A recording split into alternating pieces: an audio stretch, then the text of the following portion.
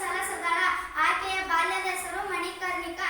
ತಾಯಿ ತೀರಿಕೊಂಡ ಬಳಿಕ ತಂದೆಯೊಡನೆ ಬಿದುರಕ್ಕೆ ಬಂದು ಯುದ್ಧ ಕಲೆ, ಕುದುರೆ ಸವಾರಿ ಕಲಿತಳು. ಆಕೆಯನ್ನು ದೊರೆ ಗಂಗಾಧರ ರಾವ್ ಅವರಿಗೆ ಕೊಟ್ಟು ವಿವಾಹ ಮಾಡಲಾಯಿತು. ಅವರಿಗೆ ಒಬ್ಬ ಮಗ ಬಾಲ್ಯದಲ್ಲೇ ತೀರಿಕೊಂಡನು. ತೀರಿಕೊಂಡ ಬಳಿಕ ದತ್ತು ಮಗನನ್ನು ಸ್ವೀಕರಿಸಿದಳು. ದತ್ತು ಸ್ವೀಕಾರಕ್ಕೆ ಬ್ರಿಟಿಷ್ ಸರ್ಕಾರ ದತ್ತು ಸ್ವೀಕಾರಕ್ಕೆ ಮುನ್ನಡೆ ನೀಡಲಿಲ್ಲ.